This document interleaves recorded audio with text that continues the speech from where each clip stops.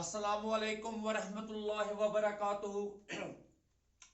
तो dear students, आज के इस लेक्चर में हम डिस्कस करेंगे क्लास 12th का वेव ऑप्टिक्स का एक बहुत ही important topic, that is interference of light.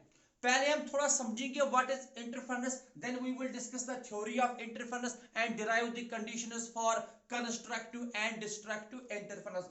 ये क्वेश्चन बिल्कुल इंपॉर्टेंट है, 100% इंपॉर्टेंट है। ऑलमोस्ट हर साल ये क्वेश्चन जो है आपके बोर्ड एग्जाम्स में पूछा जाता है, that discuss the theory of interference and derive the conditions for constructive and destructive interference of light।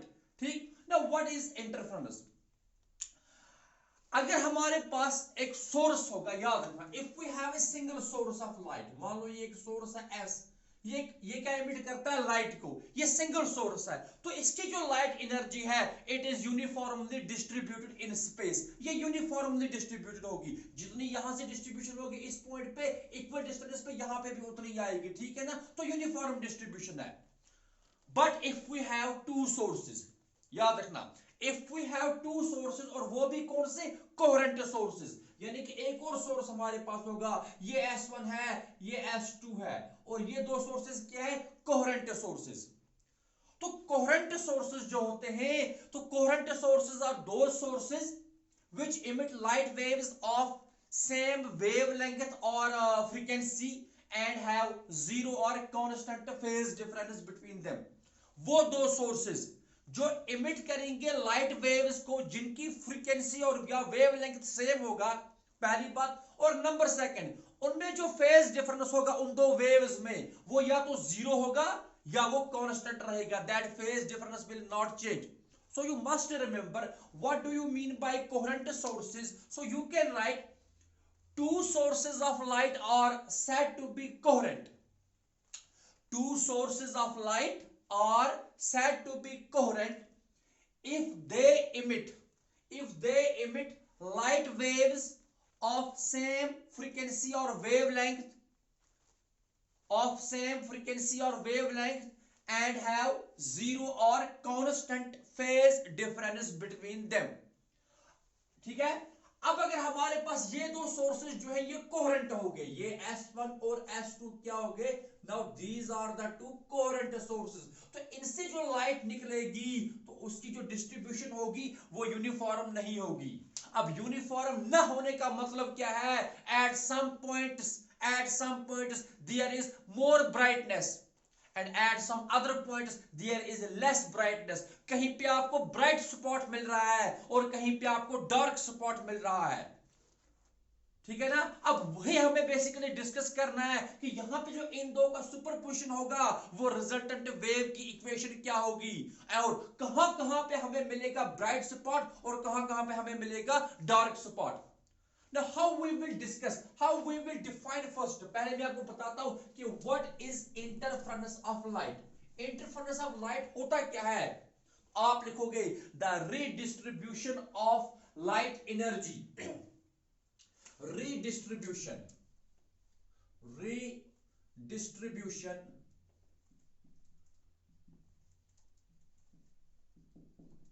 redistribution of light energy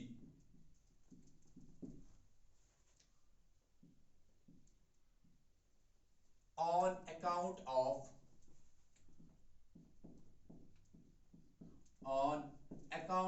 superposition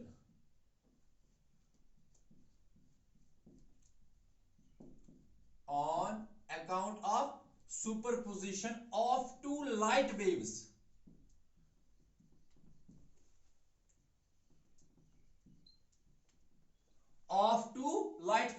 from two coherent sources of light, from two coherent